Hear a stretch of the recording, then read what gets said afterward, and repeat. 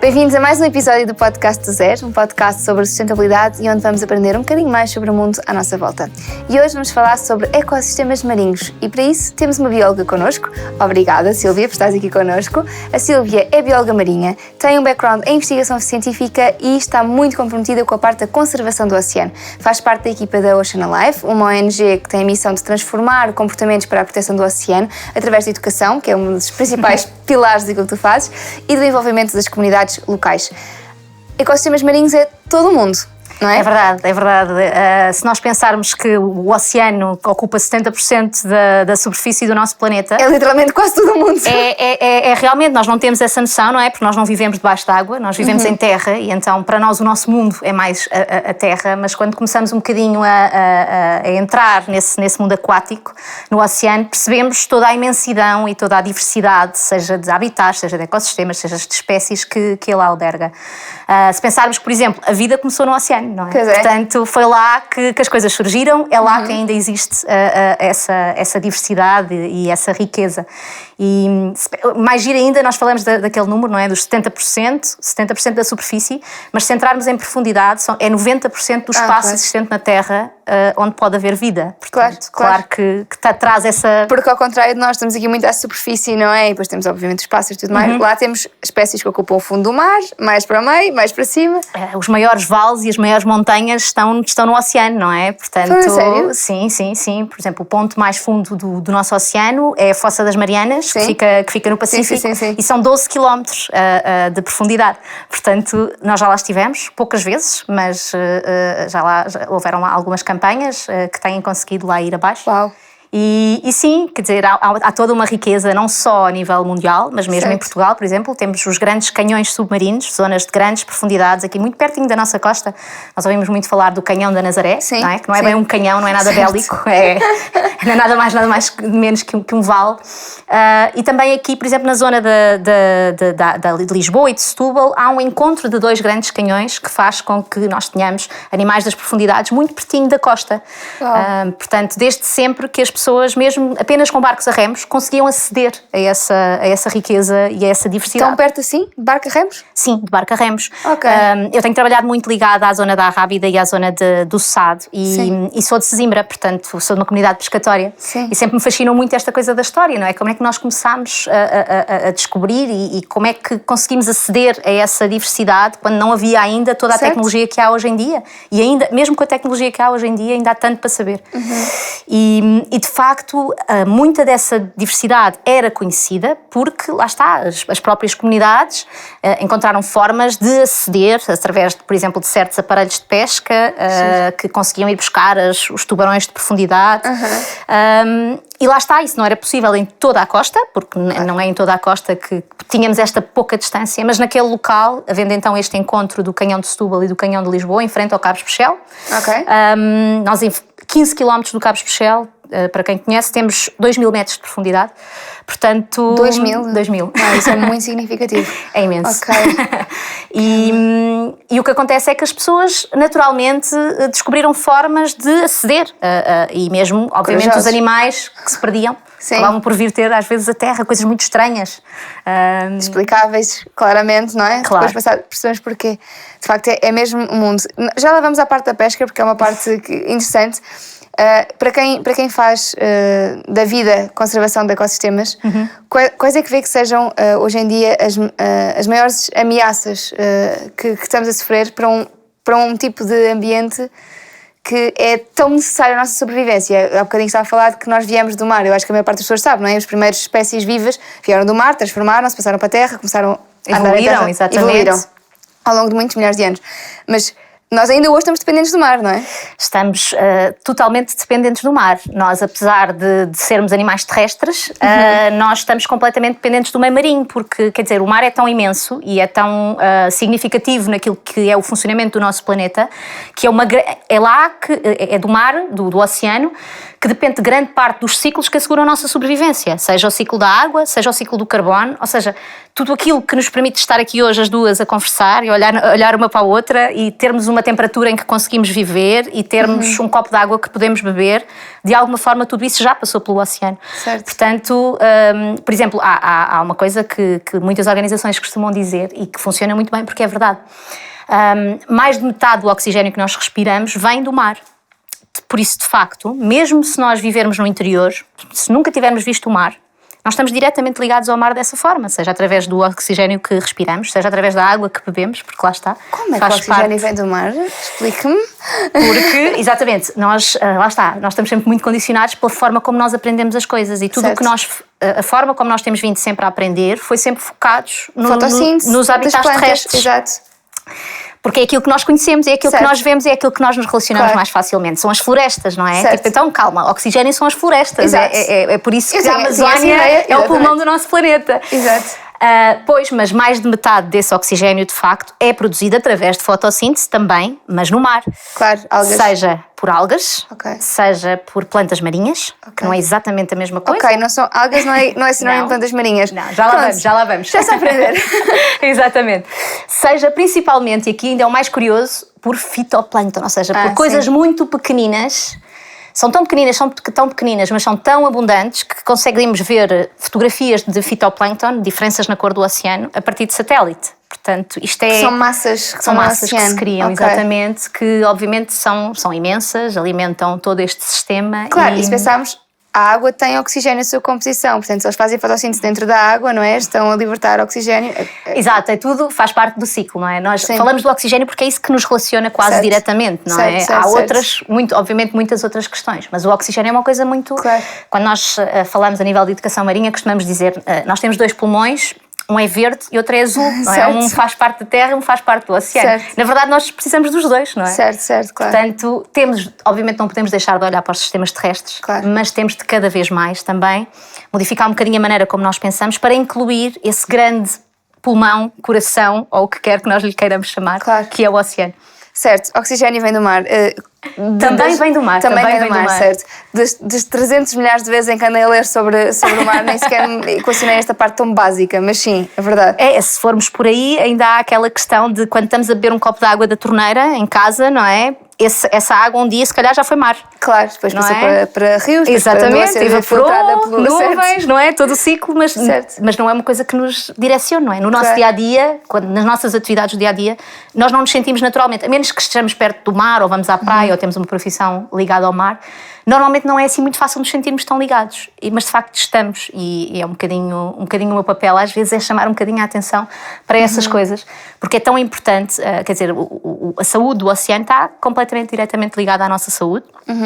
E temos, obviamente, de tomar decisões, de agir de acordo com isso. Relativamente à pergunta de quais é que são as maiores ameaças, exatamente, é sempre muito difícil, não é? Porque nós ouvimos... há documentários, há pessoas e de repente estamos a ser inundados por informação e pensamos então afinal de facto o que é o pior. Parece que tudo o que nós fazemos estamos a prejudicar o oceano. Tudo. Exatamente. Não podemos dar um passo sem prejudicar. É o plástico, é sobre pesca, são as alterações climáticas, os protetores solares, exatamente. Ou seja, há imensa coisa e uau, calma, então mas o que é verdade e o que é mais significativo, não é?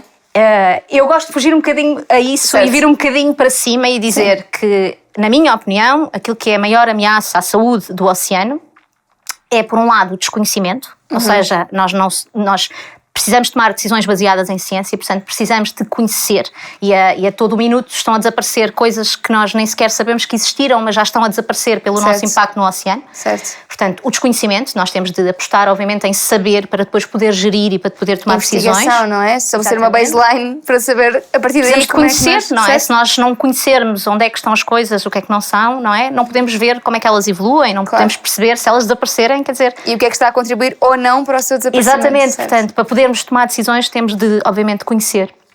E temos de querer conhecer. E isso tem de ser também acessível numa linguagem que toda a gente compreenda, que também é muito importante. Portanto, eu diria o desconhecimento, mas depois diria duas coisas que são mais a indiferença e a inação. Ok. Ou seja, nós temos de, obviamente, colocar o oceano no centro daquilo que são as nossas decisões, porque de facto ele tem esse papel central, apesar de lá estar. Nós não estamos lá todos os dias, certo. Mas temos de saber o que é que está a acontecer, porque isso também está diretamente ligado à nossa sobrevivência e ao nosso bem-estar. E não só, quer dizer, até porque é importante perceber isto globalmente, mas também nós temos um país costeiro, portanto faz todo o sentido pensarmos nas questões do oceano e as questões marinhas, efetivamente, como o centro, porque nós estamos muito ligados ao mar tradicionalmente. Exatamente, nós temos um país que, se tivermos em conta a nossa plataforma continental estendida, somos 97% de mar. O nosso território, o território português, tendo em conta a proposta que foi feita às Nações Unidas para reconhecimento da extensão da nossa plataforma continental, que basicamente inclui não só Portugal continental, como as ilhas e o território que ele ocupa. O nosso território, não é? Nós pensamos em nós como um país pequenino, mas de facto nós somos uma nação grande quando falamos de mar. E isso traz riqueza, mas também traz responsabilidade. Claro. Portanto, talvez não esteja a ser tão bem gerido como devia nesse caso. Há desafios nisso, mas Portugal tem potencial e tem, por exemplo, tem a ciência, tem as pessoas, tem a vontade de alguma forma poder fazer muita coisa e de poder continuar a aumentar aquilo que é a sua economia, e de se assumir naquilo que tem a ver com não só a criação de áreas marinhas protegidas, na própria conservação e recuperação do mar. Nós temos uma grande diversidade, não é, de habitats. Nós temos, não nos podemos esquecer de, lá está, na plataforma temos fontes hidrotermais, temos o mar profundo, depois temos, obviamente, na nossa costa, temos as florestas de algas, as pradarias marinhas, os recifes rochosos, temos uma costa muito rica. E isso, obviamente, também está ligado à nossa cultura, não é? Nós temos ainda esta alma ligada aos poemas de Sofia de Melbrenner, não é? Às canções e esta grande vontade de olharmos para o mar. Mas a verdade é que nem sempre olhamos para o mar também desta forma como olhamos agora, muito esperançosa, não é? Houve um momento em que virámos um bocadinho as costas para o mar e olhámos muito mais para dentro, muito mais para a Europa. Isso também foi muito importante para nós. Mas se calhar está na altura de voltarmos a olhar para este potencial enorme que nós temos e, obviamente, assumirmos essa responsabilidade que é gerir, não é? E cuidar daquilo que é um património, não só de todos os portugueses, mas eu diria que de toda a gente. Sim, não claro. É? E como é que cada um de nós pode fazer esse esforço de cuidar um bocadinho mais do oceano? Isso é uma excelente pergunta e é uma pergunta muito importante, porque todos nós, aquilo que eu acredito, e agora assim, de uma forma muito direta, é que cada um de nós tem qualquer coisa a dar, na verdade. E é como se cada um de nós tivesse um superpoder, não é? Há quem tenha o superpoder da comunicação, há quem tenha o superpoder da investigação, há quem tenha o superpoder de fazer leis e de decidir. Portanto, cada um de nós pode ter isto em conta no seu dia-a-dia. Quer dizer, nós enquanto cidadão comum, lá está, pensando um bocadinho que os grandes inimigos são a indiferença, a inação, se calhar podemos passar a falar disto, não é? Por exemplo, obrigada pelo convite, isto que estamos aqui a fazer hoje é um bocadinho isso, não é? Passar a palavra. Eu trabalho na Ocean Alive, sou bióloga, tenho a sorte de trabalhar com mulheres inspiradoras, tenho a sorte de trabalhar não só com a Raquel Gaspar, que é a fundadora da Ocean Alive, mas também com todas as pessoas da comunidade e com todos os voluntários que passam por nós. E cada vez mais é isso que eu sinto, ou seja, cada um tem qualquer coisa a dar e quando realmente nos motivamos, quando acedemos ao conhecimento e sentimos que está na hora de fazer qualquer coisa, os resultados às vezes podem ser poderosos. Então, se calhar, podem ir espreitar a Ocean Alive e ver como é que se podem voluntariar para ajudar. É verdade, há muita coisa a fazer, não só na Ocean Alive, em todas as organizações ligadas ao mar, e elas estão vivas, recomendam-se e precisam desse apoio, precisam dessa força, precisam de perceber, ou seja para uma pessoa do norte do país ou do sul do país, a primeira coisa será, obviamente, nós temos muitos recursos e muito gosto em que nos sigam, em que vão acompanhando aquilo que nós vamos fazendo, mas acima de tudo também que procurem as próprias organizações que existem em cada comunidade. Há essa magia de quando nós trabalhamos em comunidade, quando nos unimos ao outro, conseguimos fazer coisas importantes a nível local e conseguimos de facto fazer às vezes a diferença no nosso quintal, que pode ser inspirador para o quintal de outra pessoa qualquer. E o que é que têm feito? Porque eu conheço o vosso trabalho na Ocean Life, aliás, a data que sair este podcast já vai ter sido anunciada nosso trabalho da pradaria, mas o que é que vocês fazem que efetivamente possam explicar às pessoas? Porque, por exemplo, pradarias marinhas é uma coisa que a maior parte das pessoas nem sequer sabe o que é. Exatamente. E vocês trabalham trabalham muito nesta conservação. Sim, e nós trabalhamos muito nessa dinâmica, lá está, o Ocean Alive surge se calhar porque ninguém ouvia falar das pradarias marinhas e havia esta consciência de que era tão importante não só fazer qualquer coisa para proteger e para recuperar este habitat, como também envolver as comunidades costeiras, envolver as pessoas que a conhecem na sua recuperação.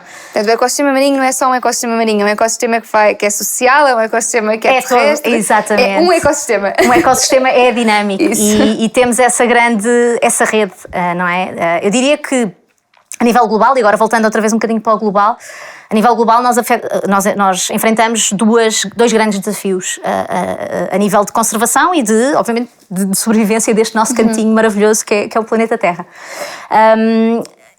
E estes dois desafios são, por um lado, obviamente, as alterações climáticas, não é? Que nos trazem aqui, aquilo que nós sabemos hoje em dia, não é? Que temos de duas formas nos adaptar, não é? Temos de nos preparar para aquilo que vai acontecer. Temos já a ciência e sabemos exatamente quais é que são os cenários. Portanto, temos de nos adaptar para aquilo que vai acontecer, mas temos, obviamente, também de continuar a mitigar, não é? De continuar a diminuir, a tentar que as coisas não sejam o pior cenário de todos, porque ninguém quer ver o planeta e não queremos de todo deixar esse legado também aos nossos primos, aos nossos filhos, às gerações futuras. Aliás, o primeiro convidado do podcast disse-nos precisamente isso. Estávamos a falar de um panorama geral de alterações climáticas e dizia nós temos de parar de emitir e melhorar os nossos sumidores, entre os quais o oceano, não é? Portanto, falar às vezes, a gente ouve muito falar e às vezes é um bocadinho difícil percebermos a diferença entre estes dois conceitos, mas é exatamente isso, não é? Adaptar vamos nos preparar para aquilo que vai acontecer, vamos preparar as nossas infraestruturas, vamos tomar decisões tendo em conta os cenários que temos para a frente. E depois mitigar, obviamente, é nós, de alguma forma, tentarmos não emitir tanto para a atmosfera, não é? Não piorar aquilo que já está mal e conseguir encontrar soluções baseadas na natureza também, e não só, soluções que possam retirar aquilo que está a mais. Portanto, é esse balanço. E é aí que as pradarias marinhas também entram, exatamente. Eu já salto para as pradarias marinhas. Estava a dizer que havia duas coisas a nível global que são preocupantes. É que isto está a acontecer, não é? A crise climática é uma realidade. Acho que já é difícil haver. Há uma pequena porcentagem que ainda o nega, mas não, acho que já há um consenso à volta disso. Okay.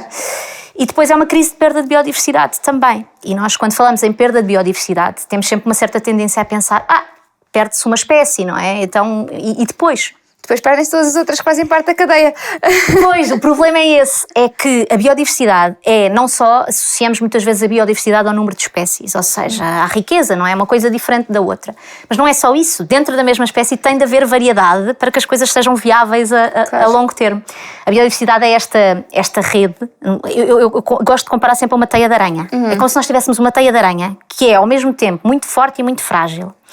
E se nós vamos quebrando certos elos, não é? Chega a um ponto que todo o sistema fica muito mais frágil, não é? E corre riscos que nenhum de nós quer vir a enfrentar.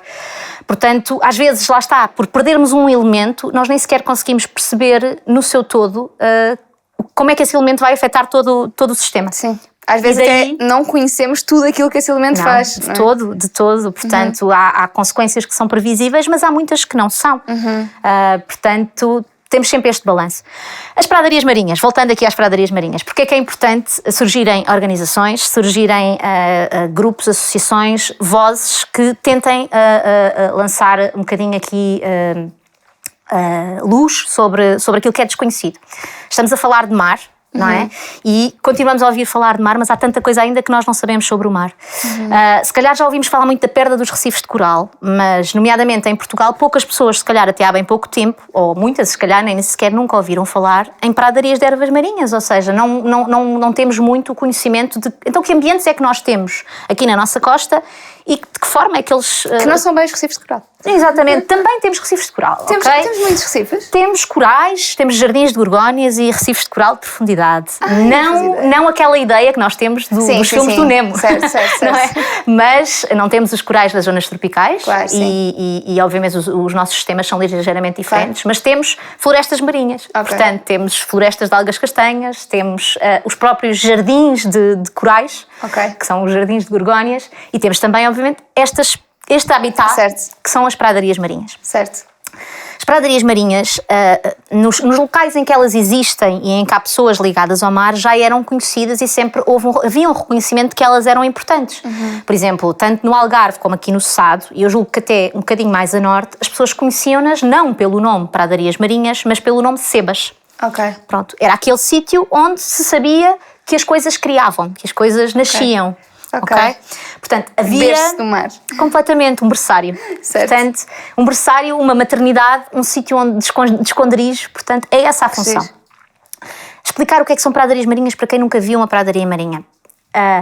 Imaginem um relvado subaquático, mas um relvado que não é parado, ok? Aquilo não é assim tudo certinho, aquilo tem umas folhas compridas que ondulam com as marés.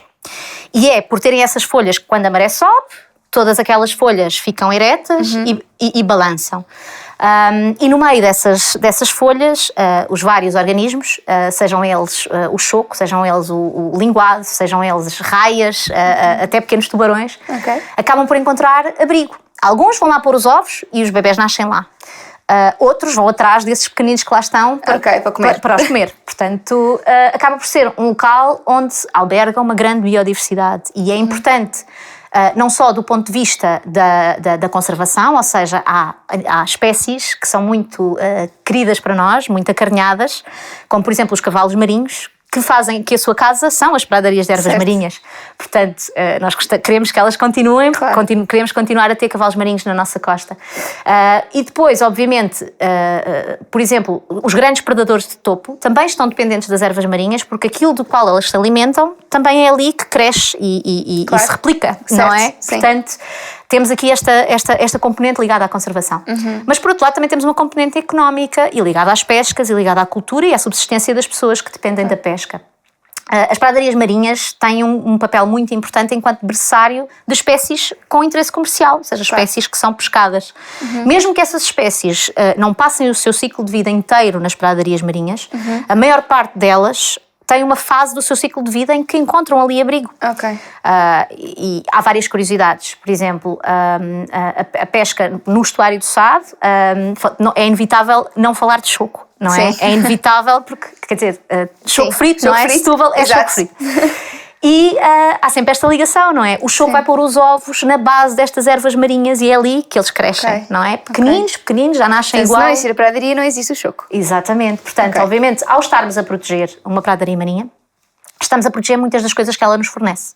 E essas coisas são não só, lá está, alimento, mas são depois outras coisas que nós não associamos logo diretamente. Ou seja, elas filtram a água, por exemplo, tornam a água mais transparente, porque capturam partículas de alimento e conseguem integrar muitos nutrientes. As águas no Sado são tão bonitas. É verdade. Praias lindas. Se nós queremos dar mergulhos, isso acaba por ser muito interessante, porque ao mesmo tempo as pessoas quando vêm à pradaria têm um bocadinho de receio de sentir aquilo, não é? Sentem que aquilo não é água limpa, mas é aquilo que contribui ao mesmo tempo para que a água esteja limpa. Exatamente.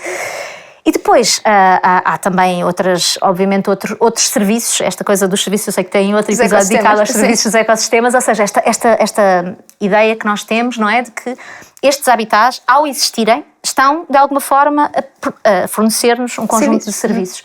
E nas pradarias marinhas, um outro serviço que é muito importante é realmente o papel que tantas pradarias marinhas como outros sistemas costeiros têm no ciclo do carbono e então contribuindo para a questão das alterações climáticas. Serem sumidores, não é, de carbono. Exatamente. Portanto, elas funcionam, elas conseguem, têm uma taxa muito elevada de fotossíntese, conseguem retirar o carbono e conseguem fixá-lo no sedimento à sua volta. Se aquele sedimento não for perturbado, ou seja, se não formos lá remexer, se a pradaria marinha se mantiver, é como se ele ficasse fechadinho durante centenas de anos. Uma árvore, não é?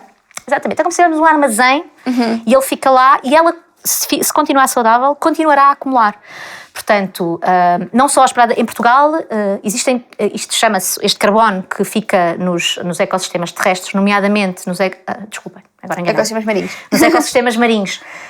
Mas, especificamente, nos costeiros. Não estamos agora a falar de mar aberto. Estamos a falar naqueles que ficam juntinho à costa. Existem 3 ecossistemas de carbono azul. Azul porque lá está, porque se fixa no mar. Certo. E estes 3 ecossistemas assim, mais importantes nesta função conseguem ter até uma capacidade superior a 30 vezes de acumulação de carbono do que as florestas terrestres. Portanto, é uma taxa muito grande. Portanto, precisamos mesmo de conservar. Exato, ou seja, protegendo uma pequena pradaria, já Certo. estamos a ter um grande contributo neste... Ok. E então, quando as conseguirmos recuperar, melhor ainda.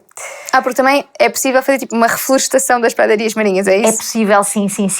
E é para aí, eu até diria, numa macroescala, que é isso que nós temos de olhar para o oceano nessa perspectiva. Ou seja, as coisas, nós sabemos que hoje o oceano não é como era há 40 anos atrás Certo. ou 50 anos atrás. Por causa da perda da biodiversidade, das alterações climáticas, tudo aquilo que De temos tudo vindo isso, a falar, não é? Exatamente. Portanto, uma das coisas que normalmente me toca é quando eu olho para crianças e eu costumo fazer mergulho e às vezes olho para certas espécies e penso, será que quando eles crescerem isto ainda vai cá estar? Porque há tanta coisa que eu só conheço porque me contam que era assim. E eu sonho muitas vezes que mergulhava nesse sítio. Sim. Mas por outro lado... também há ciência que diz que é possível recuperar e é economicamente viável. Portanto, terá de ser esse o caminho. Já não estamos no ponto em que só queremos conservar. Boa. Queremos dar o passo à frente. Sim, e queremos, sim. Temos de ter um bocadinho essa visão de que temos, obviamente, de mudar aquilo que é o nosso paradigma e avançar para a recuperação, tal como já fazemos. Claro. E também já se faz no oceano, mas que fazemos de uma forma mais frequente nos ecossistemas. Mas é engraçado, sendo o oceano tão maior em termos de superfície, em termos de terra, e tendo essa capacidade tão grande de retenção, porque é que continuamos sempre a falar da terra, não é? É verdade, porque trabalhamos na terra há mais tempo, porque já desenvolvemos as ferramentas também que nos permitem trabalhar na terra, mas, na minha opinião, e do ponto de vista, obviamente, também da educação, aquilo que eu acho é que as pessoas também se sentem de alguma forma... Para já, nós vemos as alterações muito mais facilmente em terra do que vemos no oceano, ou seja, aquilo que se vê debaixo d'água não está acessível a toda a gente de uma forma tão clara, não é? Às vezes só está acessível nos documentários. Nós não respiramos debaixo d'água, portanto é um bocadinho mais difícil. Exatamente, e às vezes o que sai, não é, nos documentários que nós vemos, em alguns, não em todos, obviamente, mas durante muito tempo é um conjunto de muitas horas de edição, não é? Tudo concentrado e de repente a ideia que nós temos é que aquilo é muito, muito vivo, mas depois, se calhar, aquelas pessoas passaram dias e dias sem conseguir filmar essas aglomerações de vida, não é? Certo. Portanto, vem um bocadinho da empatia. Nós conseguimos relacionar-nos muito mais e ser muito mais empáticos com aquilo que acontece em terra do que aquilo que acontece no mar. Claro. Voltando um bocadinho atrás, à questão eu estava a falar de quais é que eram estes ecossistemas. Certo. Ok. E os ecossistemas de carbono azul são então as pradarias marinhas, como já falámos, e elas existem no nosso país desde a norte, na Ria de Aveiro, até ao sul e um bocadinho na Madeira, nomeadamente na costa do Algarve. A Ria Formosa é o sítio onde elas são mais abundantes. Depois temos na Ria de Aveiro, elas também ocupam uma área extensa, e no estuário do Sado também. E temos também sapais, são um segundo ecossistema de carbono azul. Quando eu digo sapais, estão a ver aquelas zonas dos estuários onde a vegetação, quando a maré sobe, a vegetação fica debaixo da água. Quando a maré desce, ela fica fora da água. Normalmente até são zonas... Meio lamacenta. Exatamente, zonas de lama. Nós temos de começar a celebrar a lama, porque a lama, aquela lama preta, é onde está o carbono todo acumulado. Como nas pradarias marinhas, não é? Igual. Sedimenta e fica lá... Exatamente. Mas há bocadinho estava a falar de, se ninguém lhes mexer... elas mantêm-se lá no carbono, mantêm lá o carbono. Mas quando é que se remexe? O que é que pode acontecer para remexermos essa... Existem várias coisas que podem acontecer, umas naturais e outras provocadas por nós, não é? Portanto, há coisas naturais, como por exemplo, tempestades de alta energia, não é? Eventos assim, de furacões, não é preciso serem furacões, tempestades muito fortes. Podem provocar esse remeximento natural no sedimento, que destruiria a pradaria e de alguma forma levaria à libertação desse carbono que está acumulado. Existem processos físico-químicos que ocorrem quando isso acontece, que levam então a essa libertação. E depois existem outro tipo de operações que podem levar a essa libertação. Podem ser coisas como dragagens para aumentar os canais de portos, podem ser a construção de infraestruturas no litoral, não é? Que implicam... remexer fundações e... Exatamente. Portanto, do ponto de vista, são sempre assim, essa libertação será provocada. Se nós mantivermos a pradaria marinha saudável, à partida, e se não remexermos fisicamente nesses locais, ele fica lá durante muito tempo. E deem para os sapais. Idem para os sapais, exatamente. Portanto, por isso é que as nossas zonas costeiras acabam por ser tão importantes para nós. E então os sapais, eu ainda diria, se as pessoas não conhecem as pradarias marinhas, a maior parte das pessoas conhece os sapais, mas não tem uma boa sensação para com os sapais. Lá está, é lama, quer dizer, não percebemos... A vida. Não percebemos o quanto está enterrado naquela lama o quanto aves vêm de todo o mundo para se virem alimentar daquilo que está enterrado na lama. São com muitos pássaros. São, exatamente, com muitas aves, aves pássaros, migratórias. Aves. Já houve aqui algum biólogo? Não houve, mas eu já no passado tive com um biólogo e disse: odeio pássaros, porque fazem cocó por cima de nós. Pronto. Exatamente. Pássaros, não é pássaros, é aves. Pronto. Exatamente, é típico, a maior parte de nós usa pássaros de uma maneira. Atenção, mas sim, aves, ok. Aves, porque os pássaros são só uma parte pequenina de todas as aves. Mas sim, quer dizer, são zonas normalmente muito importantes de alimentação para aves migratórias. E por isso é que até existem mecanismos de conservação que são nos estuários.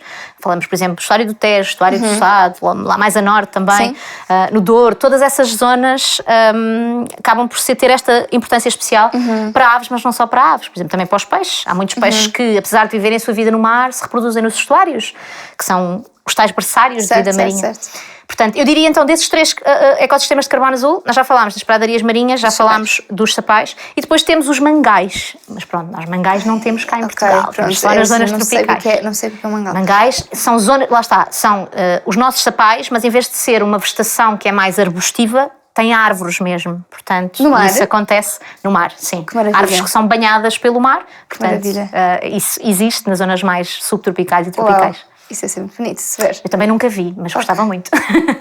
Próximo episódio, então vamos no mangal. Estou a brincar. Ok. Então, Sílvia, isto de facto, eu aprendi muitas de coisas, como vocês perceberam pelas quantidades de perguntas que eu fui fazendo. Pradarias marinhas, sapais, mangais, tudo isto a proteger. Em Portugal, com mais foco nos sapais e nas pradarias marinhas. De tudo o que podemos fazer para o nosso oceano. Exatamente. O que é que nós podemos fazer? Exatamente. Então, assim, lá está. Se queremos combater a indiferença, podemos dar a conhecer. E podemos dar a conhecer como? Se eu fosse uma professora, não é? Eu tentaria procurar recursos e tentaria integrar isto naquilo que são as atividades ou os exemplos que eu dou aos meus alunos de certos processos, não é? Em vez de estar a utilizar um exemplo, também é importante que eles tenham uma visão global, não é? Mas se calhar tentar introduzir também esses exemplos mais locais. Quanto mais locais, melhor. Porque há sempre um tio, um primo, alguém na família daqueles alunos. Que está relacionado. Que está relacionado. Portanto, empatia, trazer a empatia. Trazer essa empatia, trazer as coisas, tudo sempre para mais perto daquilo que é o dia-a-dia e a realidade das pessoas. E esse é sempre...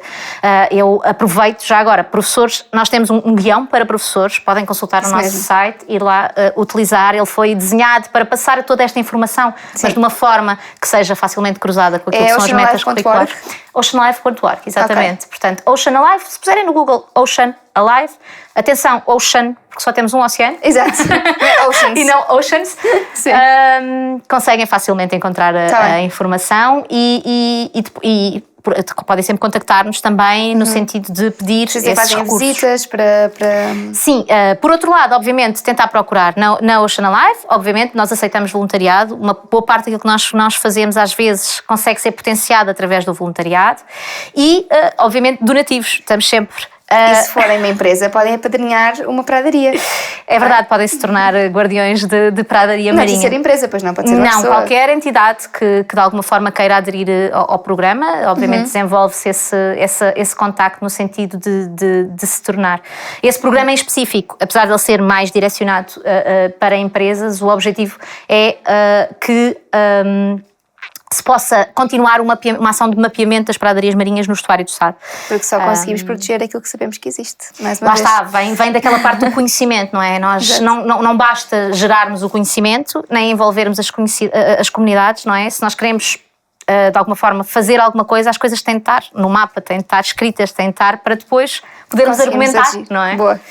E depois, obviamente, no ponto de vista, por exemplo, das alterações climáticas, uma das coisas que a Ocean Alive fez, nomeadamente com um projeto que tivemos a decorrer, que foi o Mar dá Bom Clima, mas que se tornou muito importante, foi tentar, em conjunto com investigadores nacionais e sempre, obviamente, em parceria e em consórcio, chamar a atenção da necessidade de incluir estes ecossistemas naquilo que são as estratégias de alterações climáticas. De alguma forma, isto é algo que já é feito noutros países, mas ainda, comparado, obviamente, com tudo o resto, ainda está em desenvolvimento, mas nós precisamos que estas coisas aconteçam cada vez mais rápido. Portanto, isto vem depois para a parte da ação, não é? Outra coisa que todos nós podemos de alguma forma saber é, para além de nos informarmos, não é? podemos às vezes, não sei, há qualquer coisa que nos incomoda e nós podemos tentar fazer qualquer coisa acerca disso, não é? Mandar um e-mail para uma junta de freguesia. Pedir informações. Às vezes basta pedir informações, ou seja, participar. Tudo o que tem a ver com conservação, e não só com conservação, mas tem sempre essa componente da cidadania, não é? Da participação cívica. E mais que não seja, mesmo que sejamos alguém que não gosta muito de se expor, lá está, um e-mail ou falar com alguém num café, não é? Se calhar há mais pessoas a sentir o mesmo e nós nem percebemos que de facto isso acontece. Portanto, há essa componente de sermos um bocadinho, tentarmos acordar. Os ativistas. Exatamente, acordar um bocadinho e tornarmos-nos um bocadinho mais ativos naquilo em que acreditamos. Isso.